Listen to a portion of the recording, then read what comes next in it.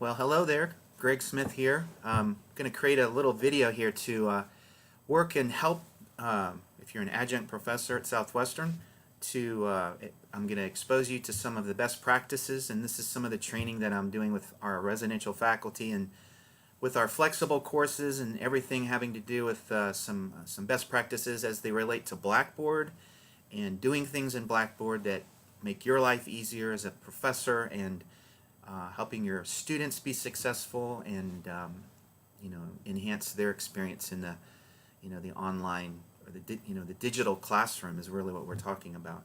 So welcome, and let me move over here to the video display. So there I am, and I'm gonna log into my fall 2018 OT 3 class to show you around and show you some of the things that I've done that I know that students are telling me in my SRT results. So the surveys that we do with students, these are things that specifically students comment on, and it's all about course design and pedagogy. So if you're in the loop to hopefully become a professor one day, which I'm hopefully that you will, these are things that the experience in doing some of these things now might be helping you in your future professorial world. So let's go ahead and get in.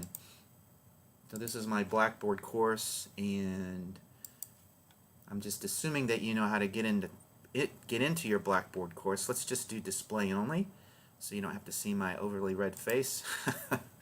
There we go. So this is my fall course here. There's a lot of things I could talk about in terms of resources, so never feel like you're isolated as a adjunct professor, for example. There's resources here and contacting the AIT group, and you can always get a hold of Bill Iwasaki in his office down there if there's any specific questions you have about Blackboard, things that I'm not showing you here. You can also give me a holler, gsmith@swibits.edu, and I'll be glad to find an answer for you if you need to know how to do something in Blackboard. Alright, so let me show you. First of all, this is the front face of the Blackboard course. This is your working dashboard. It's not exactly what the students see. So there's a little trick up here, this little seeing eye view. This is called Student Preview.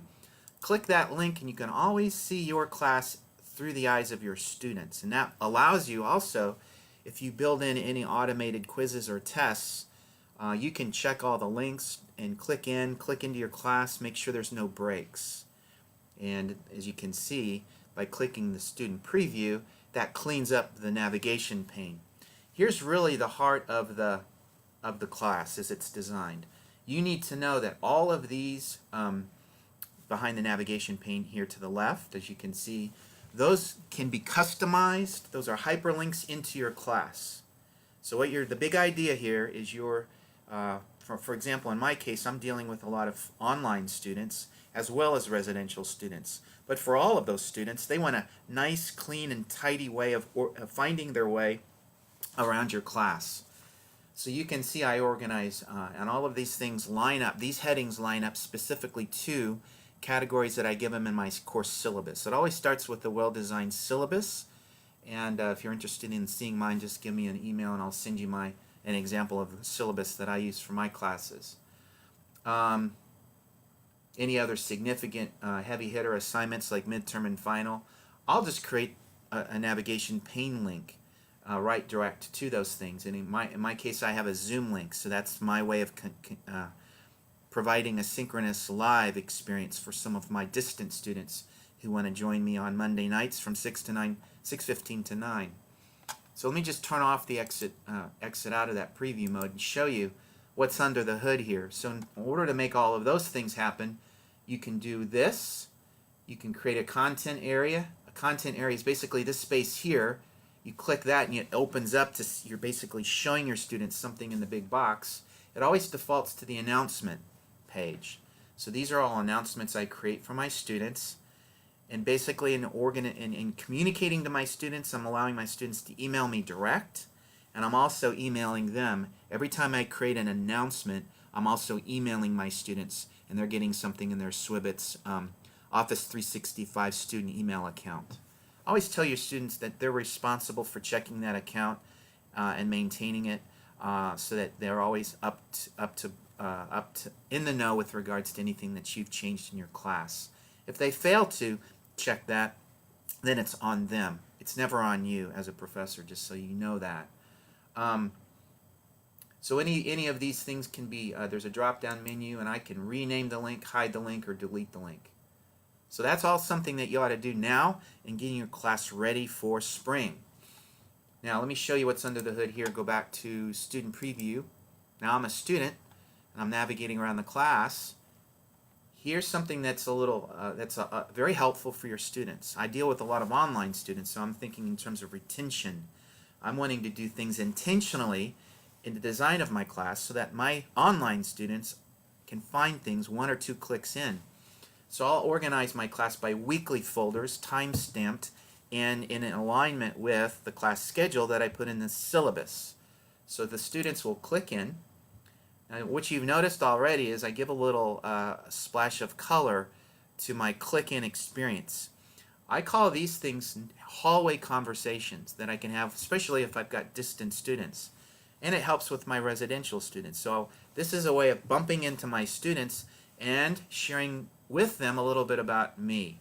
So you can see I share about my children's ministry at my church, camping experience I had with my wife, getting ready for a mission trip, going to a hurricane that took place, showing them and sharing with them my experiences. I'm sharing life with them. And this helps with the, especially with the online students or the distant students who their experience with online classes are oftentimes feeling lost and forgotten.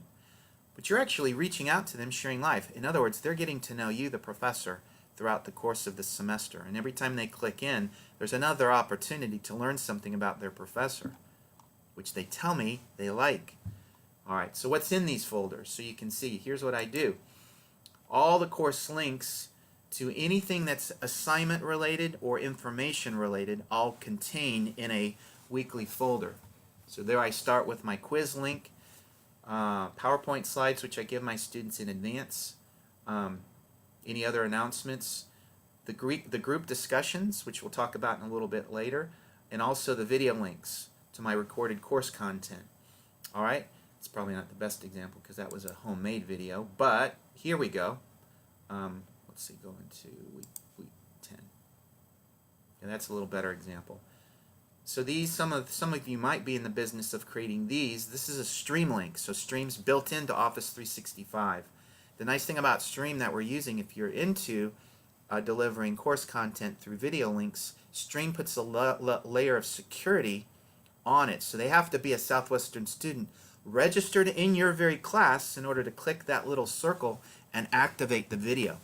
So that's really nice, especially if you're dealing with sensitive material in your class or something that you only want your students in that class to know that you're talking about. They're not able to send that link to a buddy and say, hey, watch this, you know, and then social media takes over from there. So we're trying to protect you, our adjunct professors, as well as our residential professors. All right. Now, what do we want to do next? Let me go to group discussions and show you how to use group discussions. Pedagogically, why do I want group discussions? Now, there's a good way and a not so good way, in my estimation, to think about involving your students and in getting them or sitting them around a Starbucks table with a cup of coffee and getting them to talk about something. And here's, so before I get into showing you how to do it, best practice. So this is what I've learned. Students typically with online, especially online students that have had experience in other contexts, the group discussion activity is the professor asks them to post something and then critique 3 of their colleagues, people who they don't even know, and it becomes a negative experience. What I try to do is take something out of my lecture that week and turn it into a question of further discussion as it applies to walk with the Lord or present or future ministry. A lot of my students who are taking my classes are already in ministry.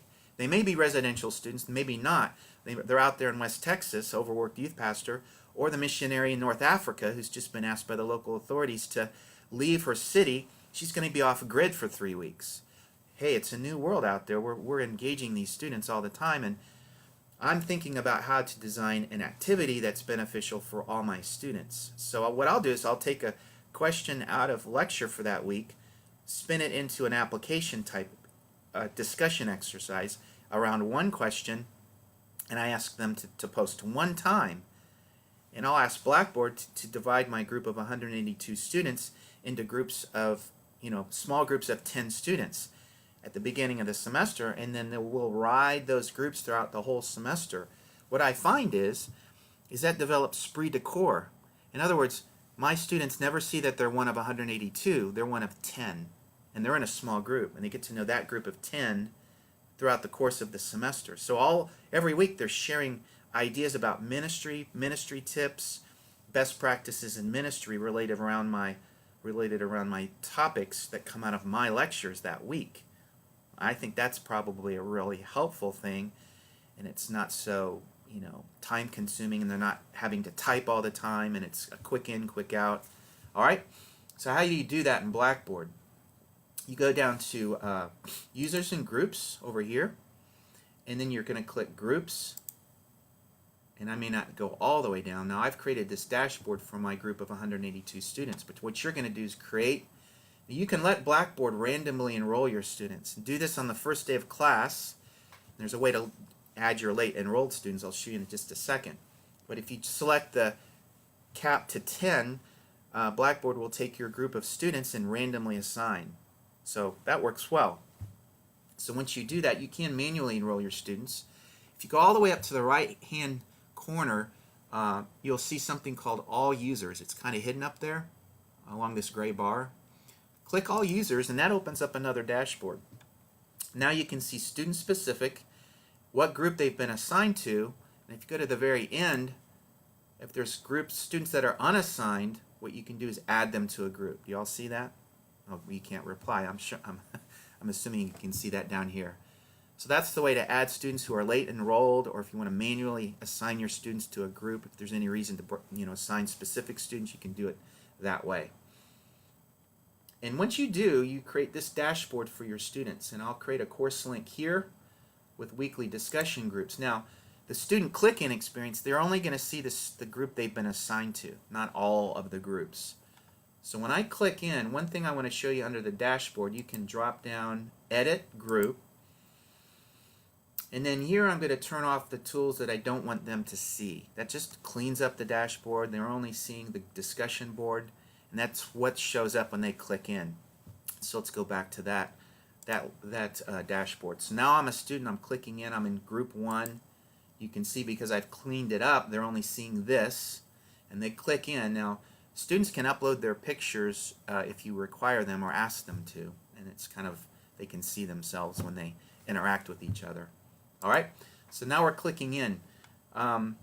If you want to add a question, what you're doing is going in, and you have to manually do this with each group you create. You're going to create a thread, you the professor. When you do that, what you're doing is creating the thread. There's a dashboard that opens up. Typically I'll type in week 1, whatever week it is, and then add my question here. And when I hit submit, basically I'm creating one of these critters here. So each week, so students click in that, they see your post, your question is posted in gray, and then what they're doing is replying to your post with all of these. It creates esprit de corps. They're reading each other's. They're interested. They get to meet other students. They're interacting with you, the professor, on a weekly basis, and I think that helps with retention in students who are distant. If you've got any distant students in your class, they feel they're part of a group every week, and that keeps them interested. All right. Now, how do you grade these things when you start collecting them? All right. Let me show you how to do that. There's another dashboard under the control panel view, and it's evaluation, and then it's called performance dashboard. So when you go to the performance dashboard, it opens up student specific, and then what you see over here, there's a column called discussion board right there. You see that? And as your students are posting their replies, a little rabbit trail to create flexibility on this assignment, I'll only require 10 out of 14. So once a week, 1 per week, but the students only have to do 10 out of 14. So they're worth 10 points apiece, for example. So if life happens, or if they're on a youth group trip, they can miss a week and not be penalized. So that helps students that way. That's just a little freebie there. So as the bucket fills, these numbers will increase. So let's say you're into week 4, that number should be 4, and when you click in that number, I'm not going to do it, but what you'll see is all of the group discussion posts for that one student. So you can go in, grade, assess, and then what you'll do is manually create one column in the grade center. So you have to manually create a column in the grade center and then drop those points in. One thing I didn't show you to avoid, let me show you. So when you're on this dashboard, what you'll have to do is go in and edit the group. Here's something I forgot to mention. Sorry. It's one under the hood. So you click in there, and then on this dashboard, what you have to do is edit the group there. And here's what you don't want to do. I forgot to show you this dashboard. So this is under the hood on the small groups that you the group discussions that you create. Don't click grade discussion form, because when you do that, Blackboard will create, let's say you've got 10 groups. Every week it'll create 10 columns in Grade Center. And every week it'll add more columns. 10 columns plus 10 columns plus 10 columns. I don't know why it does that, but it just don't do that. So unclick that, click this, and then follow the grading procedure that I just showed you. Create one column manually in the Grade Center for week 1 discussion group, week 2 discussion group, week 3 discussion group. Got that? You can email me if that was kind of confusing. So that's what you do. Now if you want to herd your cats, you don't want your students lingering into the semester and thinking they can go back and post late threads in the discussion group. So you can use this tool here is to basically display and tell, let's say Sunday night at midnight, like right there, and you want to hit end of day, by the way, if you want to really be true midnight, not the word midnight, that's the morning before. End of day makes it 11:59 p.m. So that's just for free. Basically that means that your discussion group will shut off and not be available to your students when the train leaves the station. That helps you in terms of herding cats. You don't want students having access, so let them know up front the very first day, train leaves the station, you have your opportunity. 1 week to complete the discussion group for that week, right? I think that's the best practice. All right. Now let's move on in terms of, I'll just speak to this. I don't have anything in the Blackboard course to show you, but in terms of attendance, if you've got a mix of online and residential students in the same class, I prefer to talk about class participation. The nice thing about the flexible classes that we're teaching is that all the class content's recorded. So what I can say to my students, I'm requiring all of you 100%. You're responsible 100% for the course content for that week. So I've got my residential students, of course they're under a seminary attendance policy, which requires them to be in class for a minimal threshold.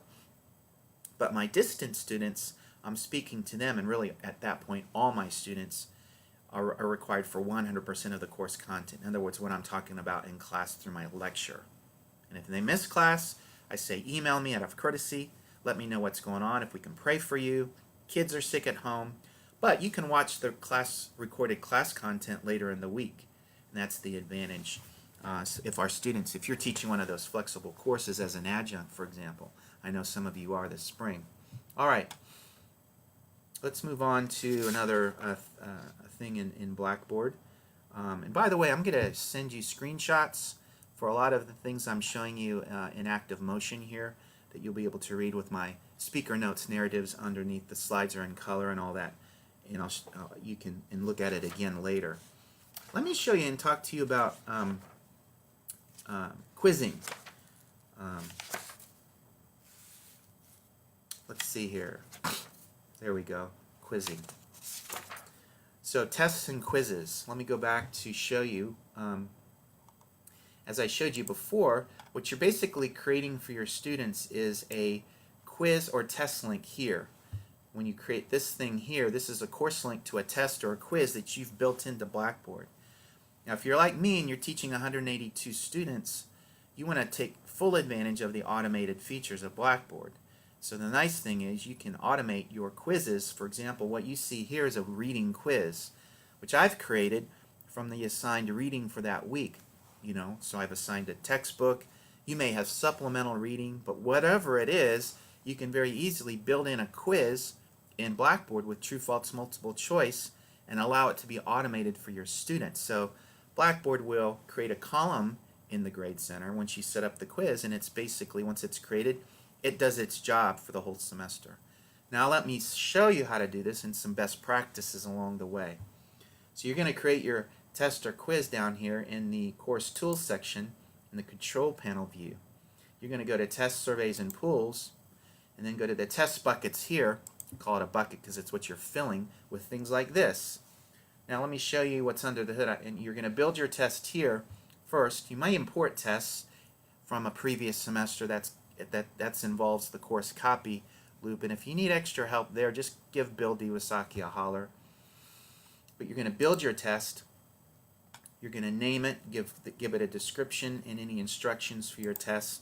What I'm doing these days is online timed tests. And I have residential and online students taking the same test, or in other words, they're going through the same testing experience. And once I create one of those, then essentially what I'm doing is building my test question by question. So I'm creating question 1 here. You can see I'm putting in the question and then giving my answers and checking the one that's the right answer. So by doing that and assigning point totals over here in the upper right. So 10 questions each week, 1 point per question, 40 minutes timed. Open book, open Bible, open note. But I'm just holding them accountable for the reading at this point. The way I design my testing experience is I bracket out reading through the weekly quizzes, and then my midterm and final, the content for those heavy hitters comes directly from my lectures. Not so much the reading. There's overlap, but my lecturing is coming from another planet. It's not so much I'm not lecturing out of the textbook. I'm not reading the textbook. I am lecturing from the essence of Dr. Smith. So I give a different spin in my Old Testament survey where I'm focusing on the theological themes and how the prophets are connecting in the context of who the audiences is they're speaking to, and some of those things that oftentimes surveys don't cover in all that depth, to my satisfaction anyway. But anyway, that's my thing. So I'm creating, and once I've created the test below, for example, you're on a dashboard like this, where you are, there's the question that's a copy and paste or type in, and then you're putting in your answers down here, copy and paste, and then you select the answer by checking the circle there. And once you do that, you submit, and then you're creating questions, you're building your test, and once you do that, and you're finished with that, you're going to go up top, and for the week that quiz or test is due, you're going to open up your weekly assignment folder here. And by the way, if I haven't said this, any of these things is built through build content, and basically you're creating a content folder. That's what one of these things is. So I'm going to open up this one. I'm into the week 9 quiz. It happens to be on Jeremiah and Lamentations, and that's out of the textbook. And then what you're doing here is basically creating an assessment link or a course link to a test. So this thing here represents this, and anything that's created below and not yet been assigned shows up in this little box here. You basically click whatever it is you want to create a link to up top, hit submit, and then that creates this link here. Alright, there's something under the hood here that I have to show you that's become a best practice. So now I'm editing the test options here. There's a couple things here I want to show you. You can add the instructions here and here. So test availability. Click yes to make the link available. And here's the kind of the back and forth between forced completion and set timer. Used to be we'd put our students in a situation where they'd get hung up. If they're taking an online test, especially if they're halfway around the world where internet connectivity might be a little bit spotty. I call it the internet hiccup. If you click forced completion, basically if that student gets hiccuped off the internet in their internet cafe in Istanbul, they're not allowed to re-log back into Blackboard and pick up where they left off. They've been blocked from the test. They've lost a night's sleep.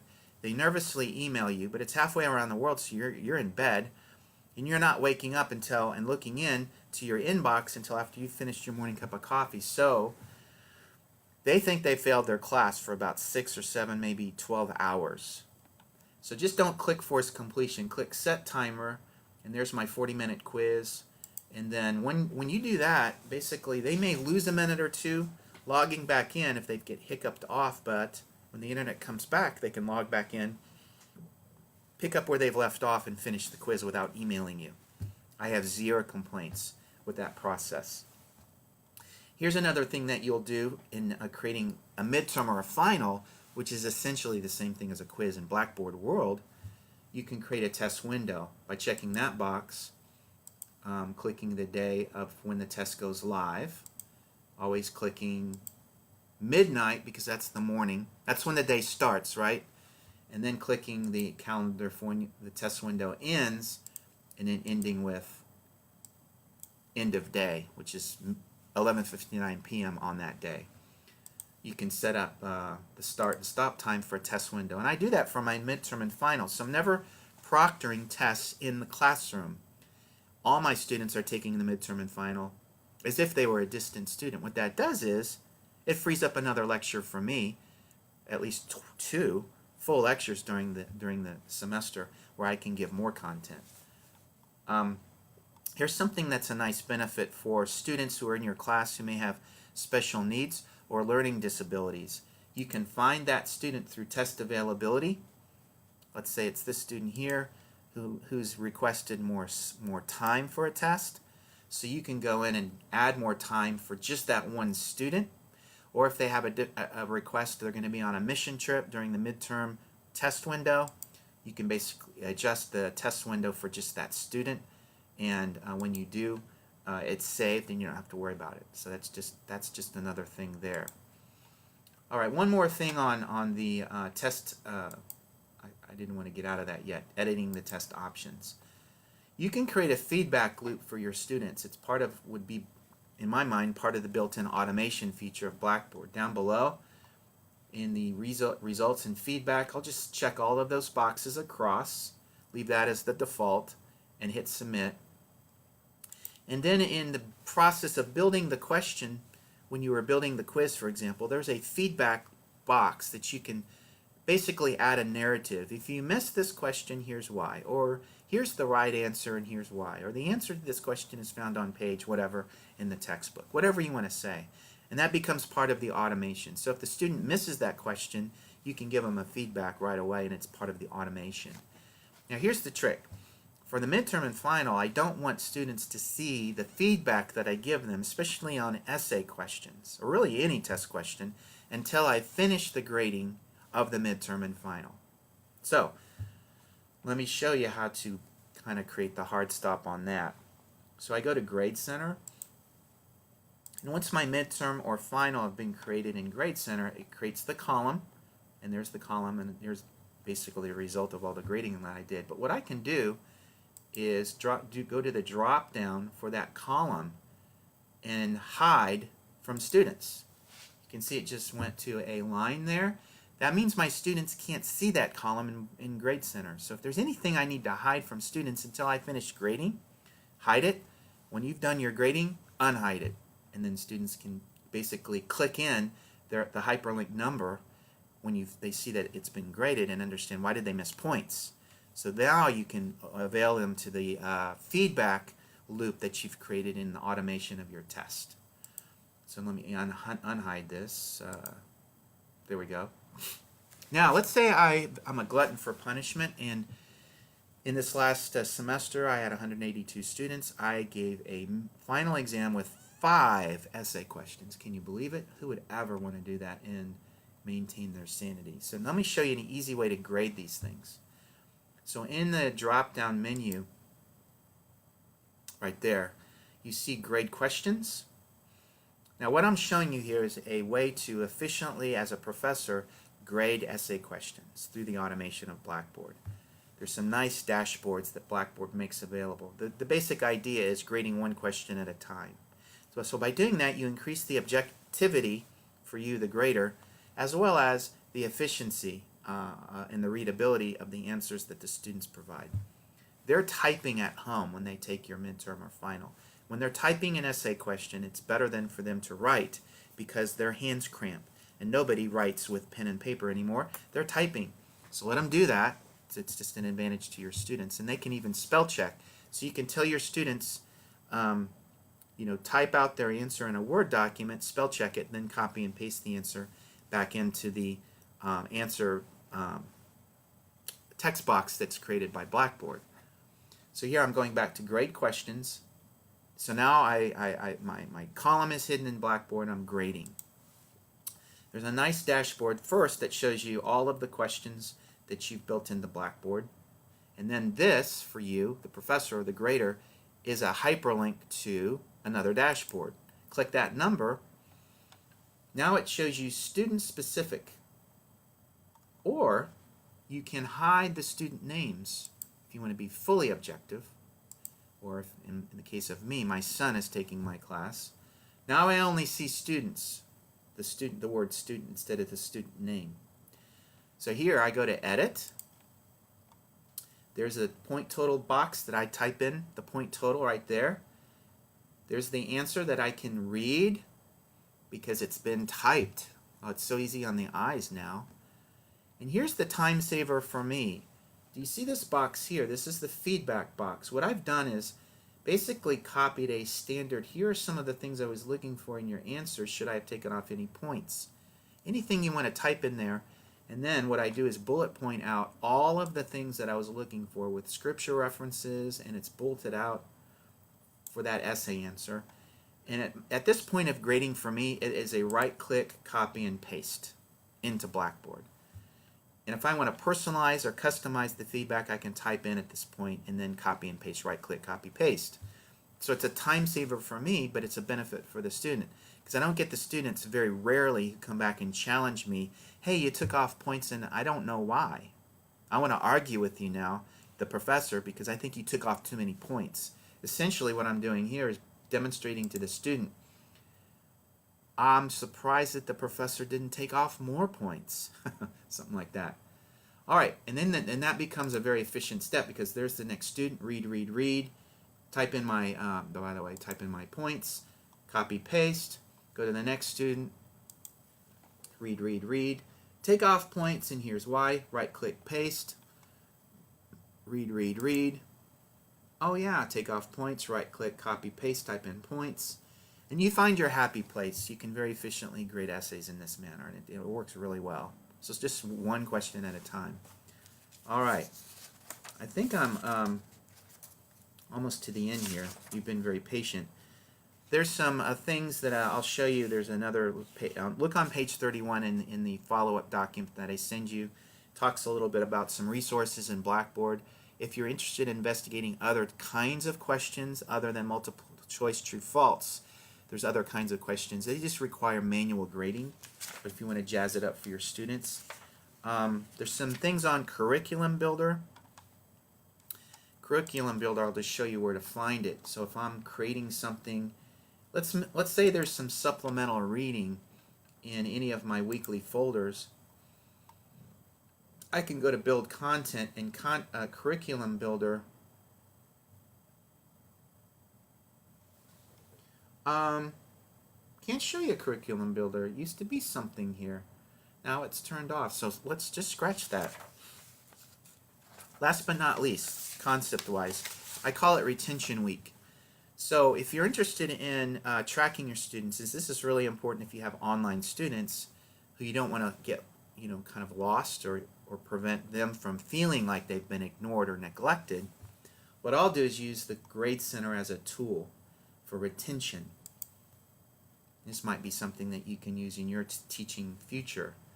So what I'll do is have a column that's basically the point total for the class that's ongoing as assignments get graded. What you can do is sort from ascending, sort ascending. Basically isolate the students in your class who are showing up with low point totals come week 4. I call it a week 4 intervention, so it's called retention week. And I'll look at their story and see all the missed assignments. So I've graded, all the self-grading quizzes are done. I've gone in and graded all the group discussions for 4 weeks. And I can see the kind of like what the story is here. And then what I can do right out of Blackboard is check boxes of those students who I want to reach out to with a student email. Now it's confidential, they're not seeing each other's names. But right here I can email students out of Blackboard, and then I won't show you the email, I'll just talk about it. The email basically says one of 2 things. It says 2 things. Each email says the same thing. A, I've noticed that you've fallen behind a little bit with some of the assignments. If you need to drop the class and get a refund, a tuition refund, now's the time to contact the Registrar's office, mark leads, give the phone number or the email, and encourage the student to do so. Or B, if your intentions are finishing the class and getting caught up, you, the professor, want to know what your strategy is. Please email me out of courtesy. So see, I have this conversation week 4 and not week 10 or beyond. I don't want to have this conversation week 10 with a student asking me, can I finish your class in 4 weeks? I haven't designed my class to be finished in 4 weeks. That would be disserving the student. I'll just say at that point, because I've done this retention week, let me remind you, we've had this conversation at week 4. No, the answer is no. You have to retake the class. You will not pass my class at this point. You've not followed through with your plan of catching up, and I'm sorry. And that's just the way it is. So you have to be tough at that point, but you can because you've already had this conversation with your students at week 4. All right. I think I've covered everything that would be the most helpful for you at this point. The big thing is, you'll be a great professor interacting with your students, making yourself available through email or maybe even meeting them at lunch and doing all those great professorial things. We appreciate you for that, by the way. And anything that I can do to help you in future semesters, just give me a holler, Greg Smith, gsmith@sulbitz.edu, and I'll think with you and dream with you and be creative with you and any kind of resources that you need for how to teach your class the best way that is possible. I'm here for you as well. So glad to have you today. Thank you very much.